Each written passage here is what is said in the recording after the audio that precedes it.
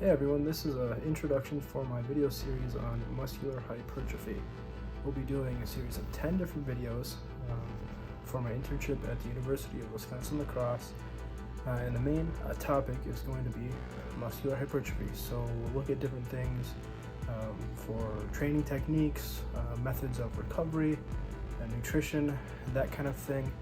And there'll be a total of 10 videos, about 10 minutes in length for each one, looking at different studies as well to support the things that I'm doing in the gym.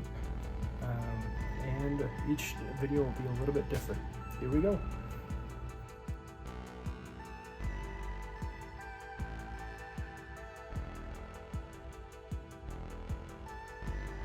Alright everybody, so this week we're going to be doing a discussion about resistance training using resistance bands instead of conventional training, and we're going to start by discussing a meta-analysis titled Effects of Training with Elastic Resistance versus Conventional Resistance on Muscular Strength, a Systematic Review. This meta-analysis goes into pretty good detail on what they decided to use for their criteria when including studies, and their introduction is pretty in detail, but I would like to read just the beginning of the introduction, and then I'll move on to more of what is included in the later portions of the meta-analysis. So it reads,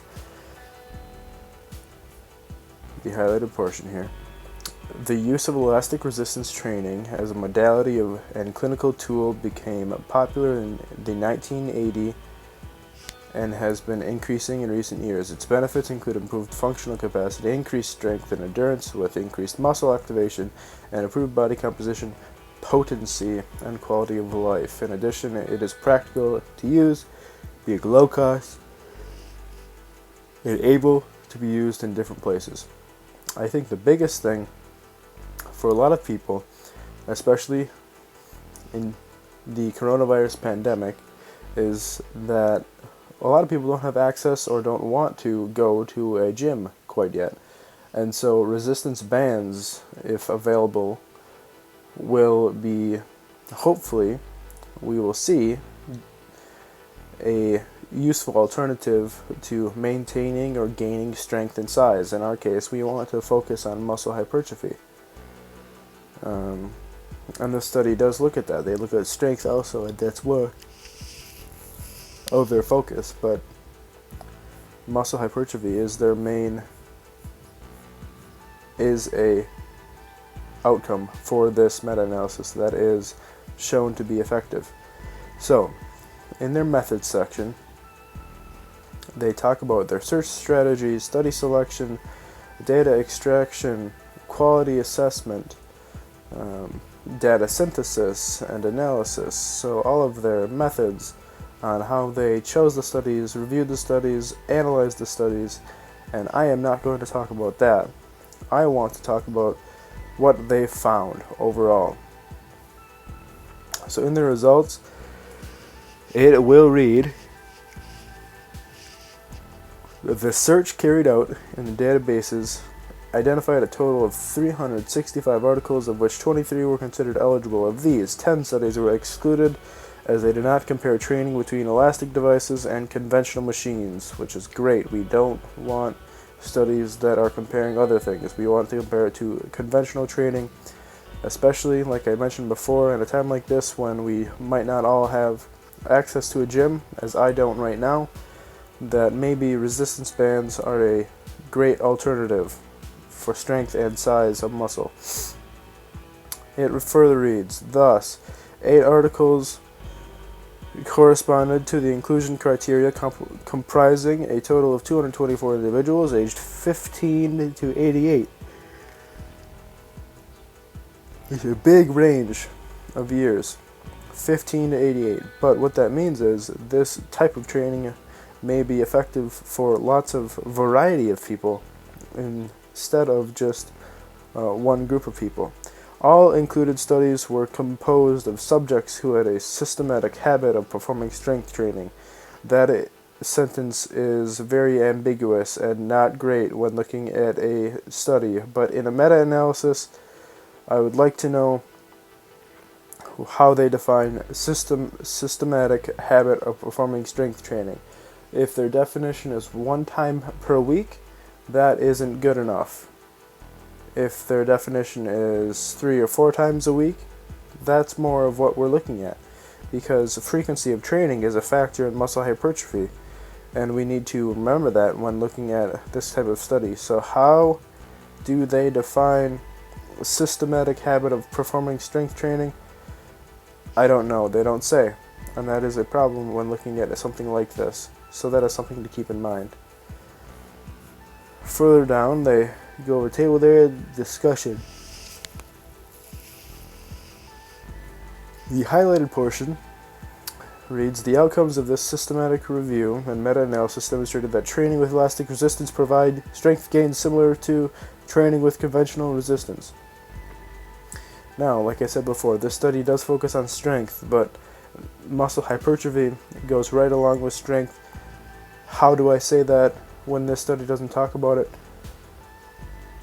Strength is varied from muscle hypertrophy based on sets, reps, frequency, and intensity of exercise. So if we change sets, reps, frequency, and intensity and volume of how often and how much and etc. of our training with resistance bands, we can change the protocol to where it is effective for muscle growth. In their conclusion, and I'm just going to read it to you here, evidence from this study suggests that resistance training with elastic devices provides similar strength gains when compared to resistance training performed from conventional devices. These findings allow coaches, physiotherapists, and even patients to opt to use devices with low costs, ease of handling, and which can be used in different places, such as elastic devices for maintenance and gain in muscular strength.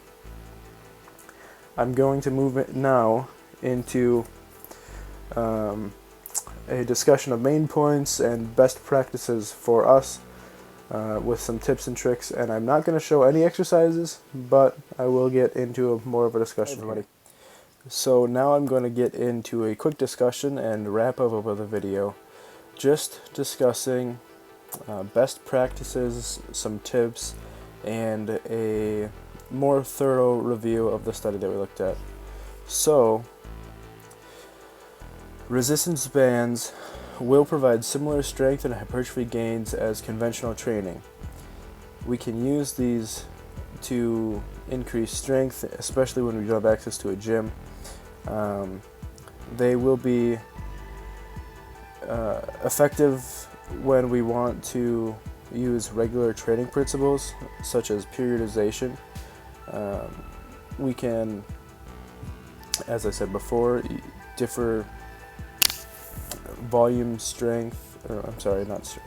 volume, intensity, frequency, sets, reps, things like that will be the same principles of periodization. What is periodization? It's the theory of training that uses progressive overload, training stress, organized into training cycles to maximize recovery and results. Basically, it is periods of time organized into different goals so that the athlete's recovery will be maximized and the results will also be maximized at the same time. So, an example of this would be training for Olympic lifts at one point. Doing something like that for explosiveness, maybe for sports, would be a good way to put it. Yeah, so training for explosiveness in sports, and then transferring to in-season training for, say, a football player. You'd move into more maintenance of strength, keeping volume a little bit lower, but keeping intensity high, so that the athlete can maintain strength while not having the same amount of volume. Just an example of periodization, an athlete example. For us, when using resistance bands, something that we can do would be differing sets and reps, meaning if we start a resistance band training program and we're going to be starting just training for general anatomical adaptations at the beginning, we'll do things like 3 sets of 12 reps for a chest fly, for example, or a chest press with a resistance band. If we want to shift and train for muscle growth, we would want to do more sets and probably somewhere between 6 and 10 reps on those main exercise sets so that we can more accurately train for hypertrophy. Just for example. A little bit more on the meta-analysis. So the studies included have demonstrated similar effects also for outcomes related to resistance, power, balance, quality of life, and body composition. That is a sentence that I took from the study that I didn't discuss before, but what it means is that this study, even though the goal wasn't to measure these things, they found that resistance bands are great for power, for balance, quality of life, and body composition. So someone who's looking to lose weight, you can train with resistance bands while controlling calorie intake and lose weight. You don't have to buy a gym membership or buy something like that. So it's a great and low-cost way to train, lose weight if that's a person, or if you're a person that needs to lose weight. You can use these resistance bands and still get effective training. One issue with the study that I would like to discuss for real quick is that they used subjective effort measurements or meters instead of something more concrete like overall volume, or since you can't use a weight, like you can't do 185 pounds for 6 reps and then progress next week to 190. You can't do that with resistance bands. So they used subjective effort perception scales to control intensity.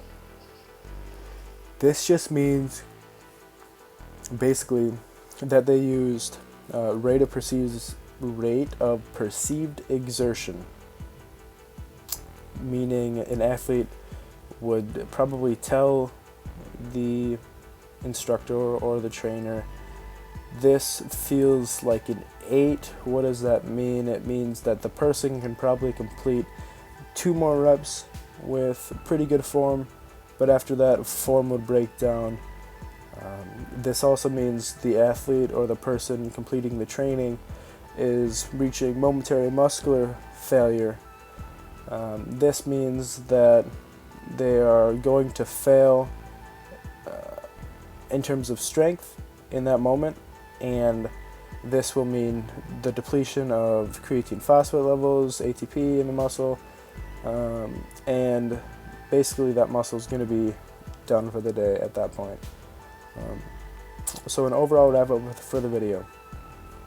Resistance bands are a great way, a great alternative of training for someone who can't get into gym right now, who doesn't want to risk going to a gym right now.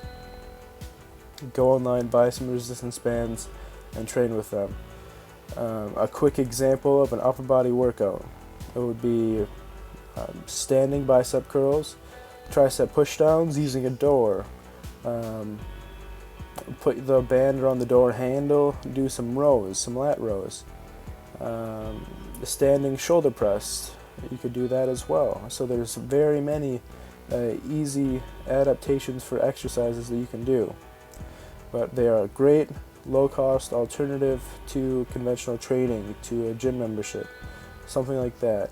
They're awesome, and you can use them to gain muscle, to gain strength, balance, power, as the study discussed.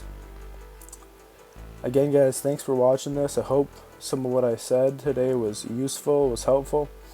And keep coming back. Come back next week. I'll have another video on a different topic, and we'll see you then.